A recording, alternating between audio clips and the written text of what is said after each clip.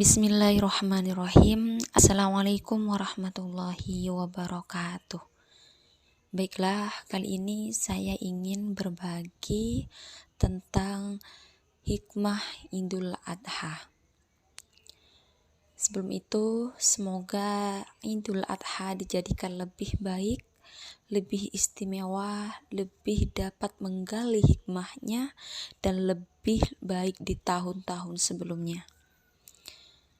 Makna ayat aida ya'idu aidan artinya kembali ke asal sesuatu.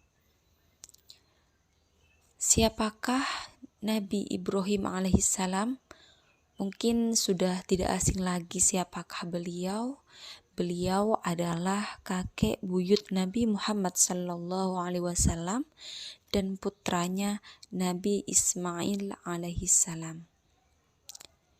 Hikmah Idul Adha yang dilangsungkan setiap tahun, yang terkadang hanya sekedar menjadi ritual tahunan saja, padahal ada pesan-pesan yang lebih penting, ada hikmah-hikmah yang sangat istimewa. Bahkan saking istimewanya diabadikan dalam ayat-ayat Al-Quran, ditegaskan dalam untayan-untayan sunnah Rasulullah Sallallahu Alaihi Wasallam. Tiada lain hikmah terbesar itu kembali ke perjalanan spiritual kakek buyut Nabi Muhammad Sallallahu Alaihi Wasallam, yaitu Nabi Ibrahim alaihissalam dan putra Nabi Ismail alaihissalam. 30 generasi sebelum kelahiran Nabi Muhammad sallallahu alaihi wasallam, ribuan bahkan mungkin puluhan ribu tahun, tapi masih diabadikan kisahnya dalam Al-Quran sampai dengan masa yang kita alami saat ini. Nabi Ibrahim alaihissalam tidak semudah kemudian mendapatkan predikat yang terdekat dengan Allah. Gelarnya langsung disebut oleh Allah Khalilullah. Allah mengambil Ibrahim sebagai khalil, hamba yang terdekat dengan Allah Subhanahu wa taala.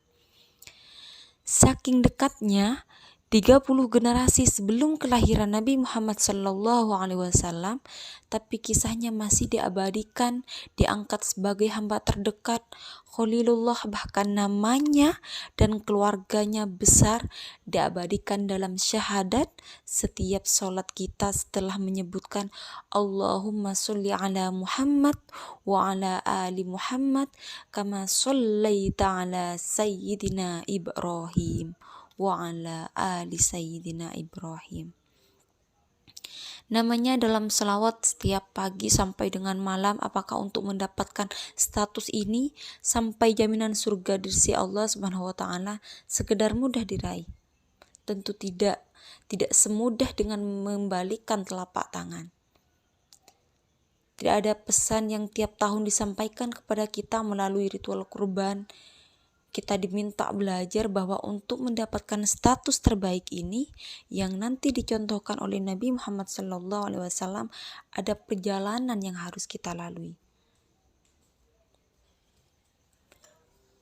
Dari kisah ini kita dibuka dengan semangat Nabi Ibrahim alaihissalam, belajar mendekatkan diri kepada Allah Subhanahu wa taala yang sudah dijelaskan dalam Quran surah yang ke-6 dari ayat 75 sampai dengan ayat ke-77.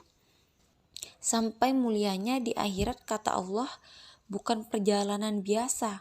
Pertama, beliau belajar untuk mendekatkan kepada Allah Subhanahu wa taala sampai belajar melihat bintang dan melihat apakah ini Tuhan saya. Ketika tenggelam, kata Ibrahim, ini bukan Tuhan saya. Tuhan mesti lebih hebat, Tuhan mesti lebih kuat, Tuhan bukan timbul dan tenggelam. Dia selalu ada yang menghidupkan, mesti lebih kuat dibandingkan dengan makhluk yang paling menarik teman-teman. Kemudian setelah itu Nabi Ibrahim alaihissalam melihat rembulan. Kemudian rembulan muncul, mungkin ini Tuhan saya. Setelah rembulan ini tenggelam, lalu beliau bilang ini bukan Tuhan saya.